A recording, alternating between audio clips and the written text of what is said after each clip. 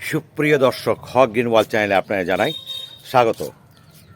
দেখতেই পাচ্ছেন এটি একটি বোগেনভেলিয়া গাছ। তবে বোগেনভেলিয়া গাছে একেবারে এই যে টানা বৃষ্টি গেল, বৃষ্টি প্রায় বিদায়ের মুখে, এই মুহূর্তে এবার গাছগুলো কিন্তু নতুনভাবে সাজতে শুরু করেছে। আপনারা যারা পুরাতন ভিউয়ার্স তারা জানেন আমার কাছে একাধিক কালারের বোগেনভেলিয়া রয়েছে। সেটা আবার দেখার প্রয়োজন মনে করছি না। পরবর্তী কোনো ভিডিও বড় করলে আমি অবশ্যই দেখাবো। প্রত্যেকটা গাছেই আমার ফুল ফুটছে। এই গাছটিকে দেখানোটা বিশেষ কারণ রয়েছে। সেই কারণটা নিয়ে আপনাদের সঙ্গে আমি এখন আলোচনা করব।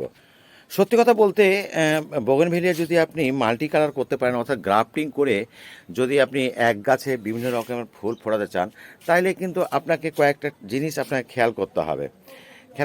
বলতে ধরুন আমি এই গাছটিতে কিন্তু এই বছর দুটি আপাতত করেছি। একসঙ্গে 4-5টি কালার করা সম্ভব নয়, ধীরে ধীরে করাটাই উত্তম। যেমন এইটা করেছি আমি লাল কালারের, এবং এখান থেকে এই যে শাখাটা বেরিয়ে এসছে আমার, দেখতে পাচ্ছেন আশা করি, কিন্তু আমি এখানে কেটে দিয়েছি। এই যে এখানে কেটে দিয়েছি, বিশাল লম্বা হয়ে গেছিলো। আর এখানে একটা করেছি হলুদ রঙের, দেখতে পাচ্ছেন কি না, এই যে এখানে বাঁধা আছে। আর এটার শাখাটা হচ্ছে ঠিক এই জায়গাটাতে, এই যে দাঁড়ান, একটু পাতার মধ্যে রয়েছে, এই যে এখানে আমি কেটে দিয়েছি। কেটে দেওয়ার উদ্দেশ্য কেন বলুন তো? যদি আমি এই ডালটা এবং এই ডালটা, মানে বিশেষ করে গ্রাফটিংয়ের ডালটা যদি আমি না কাটতাম, তাহলে কিন্তু ডালটা অনেকটা লম্বা হয়ে যেত এবং এখানকার জয়েন্টটা হয়তো আগামীতে খুলে যেত বা দুর্বল হয়ে যেত। তাই আপনার যারা গ্রাফটিং করবেন মাল্টি কালার করার জন্য, তো এই ডালটিতে সহজে ফুল নেবে না। গাছটিকে আগে জয়েন্ট হতে দিন। মানে জয়েন্ট হতে দিন বলতে আপনি মোটামুটি প্রথম বছর ফুল নেবেনই না। তারপরে দেখবেন যে গাছটি বেশ সুন্দর জয়েন্ট হয়ে গেছে, একেবারে বোঝাই যাচ্ছে না। তখন এই গ্রাফটিংয়ের এই যে প্যাকিংটা খুলতে হবে। খুলে দিয়ে আবার যখন গাছটা বড় হবে, যখন পুনিং করবেন, তখন সবটাকে একই সমানভাবে পুনিং করবেন। মানে আমার বলার উদ্দেশ্য হলো যে যেটা লাল বলছি বা যেটা হলুদ বলছি, এই কালার দুটার যে ডালগুলো রয়েছে যেটা বেরোবে, এবং মূল গাছটার যে ডালগুলো আছে, সে প্রত্যেকটা ডালকে একই সমানভাবে কাটবেন। তাহলে প্রত্যেকটা ডাল কিন্তু সমানভাবে বেরোবে, আর ফুলগুলো হলে কিন্তু সেটা বাইরে থেকে দেখা যাবে। এই কথাটি বলার জন্যই যে প্রথমেই কিন্তু গ্রাফটিং করার সঙ্গে সঙ্গেই কিন্তু আপনারা কোনো অবস্থাতেই সেই বছর ফুল নেবেন না। মানে একটু শক্তপোক্ত হতে দিতে হবে জয়েন্টটা খুলে যাওয়ার একটা সম্ভাবনা থেকেই যায়। অন্যান্য গাছে কিন্তু জয়েন্ট খুবই তাড়াতাড়ি শক্ত হয়ে যায় খুব সহজেই, কিন্তু এই বোগেনভেলিয়ার বা বাগান বিলাসের গ্রাফটিং একটু দেরিতে শক্তপোক্ত হয়। তো বন্ধুরা, এটা খেয়াল রাখবেন।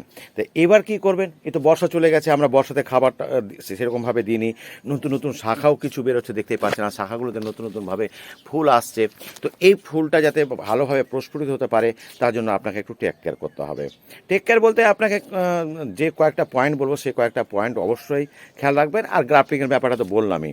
প্রথম কথা হচ্ছে, এবার আপনি কিন্তু জলটা নিয়ন্ত্রণ করতে পারবেন। জল নিয়ন্ত্রণ বলে এই গাছের জল না শুকানো পর্যন্ত আপনি কিন্তু কোনো অবস্থাতে সেকেন্ড টাইম জল দেবেন না।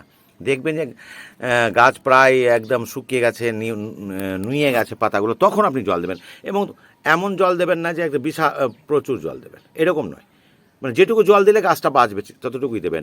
অতিরিক্ত জল হলে কিন্তু ফুল গাছে একেবারেই থাকবে না, ফুল সব ঝরে পড়ে যাবে। তাই এইটা খেয়াল রাখবেন। 2 নম্বর কথা হচ্ছে, গাছকে অবশ্যই রোদ এমন জায়গায় রাখবেন যেখানে সবসময় যেন রোদ পড়ে।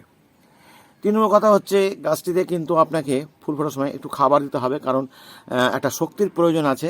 এতদিন আমরা খাবার দিইনি বর্ষার সময়, কারণ ওটা বৃষ্টির জলটাই পিজিয়ান হিসাবে কাজ করছিল। এবং খেয়াল করে দেখলে প্রত্যেকটা জায়গা থেকে ফুল বেরোচ্ছে। একটা সময় দেখতে মনে হবে যে বরফ পড়ে আছে, এরকম এতটাই ফুল হবে। তো আমি কী খাবার দেবো সেটাই বলবো। আর আজকের ভিডিওটা আমি যেহেতু বড় করব না, ওই জন্য আপনাদের বলছি একটু দেখবেন। তো এখানে খাবার দিয়েছি আমি 10-26-26। কেন 10-26-26 কেন দিলাম? আমি তো শুধু পটাশ দিতে পারতাম ফুলের জন্য, কিন্তু সত্যি কথা বলতে এখন গাছের বৃদ্ধি একেবারে অব্যাহত রয়েছে বৃষ্টির জল পেয়ে। তো এখানে কিন্তু আপনার 10% রয়েছে আপনার নাইট্রোজেন, তাহলে গাছটাকে বৃদ্ধি করবে। আর ফসফেট রয়েছে 26%, যেটা গাছের মূল শেকড়, গাছের কাঠামো তৈরি করবে। এবং পটাশ রয়েছে আপনার 26%, সেটাও কিন্তু আপনার গাছকে ফুল ফোটাতে সাহায্য করবে। তাহলে এখানে ব্যালেন্স এনপিকে যেটা 10-26 সেটা দিয়েছি। তবে কিছু জৈবিকভাবেও আমি দিয়েছি, যেমন সিংকুচি দিয়েছি, বনডাস দিয়েছি। এখানে কিছু নাইট্রোজেন এবং ফসফরাস এবং ক্যালসিয়ামের উৎস হিসাবে আছে। তো এই খাবারটাকে আমি এখানে দিয়ে দিচ্ছি। দিয়ে একটু হাত দিয়ে আমি এটাকে চারদিকেই একটু ছড়িয়ে দিচ্ছি। আর এই রকম নিড়ানি দিয়ে একটু মাটিটাকে আলগা করে দিচ্ছি, মিশিয়ে দিচ্ছি। আলগা করে মিশিয়ে দিতে হবে, কারণ এখন আমি জল দেবো না, কারণ দেখতেই পাচ্ছেন মাটি কিন্তু শুকিয়ে যায়নি। সত্যি কথা বলতে যেদিন খাবার দিতে হয় তার আগের দিন একটু জল দিতে পারলে গাছের পক্ষে খাবারটাকে অ্যাবজর্ব করতে খুব সুবিধা হয়। তো যেহেতু বৃষ্টির জলটাই পূর্ণভাবে শুকায়নি, তাই আমি এখানে আজকে জল দেবো না। এই যে আলগা করে দিলাম, তাড়াতাড়ি শুকিয়ে যাবে, শুকিয়ে গেলেই আমি জলটা দিয়ে দেবো। তো একটি বিশেষ পয়েন্ট বলার জন্যই আপনাদের সামনে এই আজকের ভিডিওটি উপস্থাপনা করেছিলাম। আশা করি আপনাদের বোঝাতে পেরেছি শুধু গ্রাফটিংয়ের ব্যাপারটা। গ্রাফটিং গাছে এই ব্যবস্থাটা না নিতে গেলে কিন্তু আপনি আগামীতে কাঙ্ক্ষিত রেজাল্ট পাবেন না। তো বন্ধুরা, যদি পছন্দ হয় এই টিপসটা, অবশ্যই আমার চ্যানেলটিকে সাবস্ক্রাইব করবেন আগামীতে নতুন নতুন ভিডিও পাওয়ার জন্য। তো বন্ধুরা, আজ এই পর্যন্তই। ভালো থাকুন, সুস্থ থাকুন, ধন্যবাদ।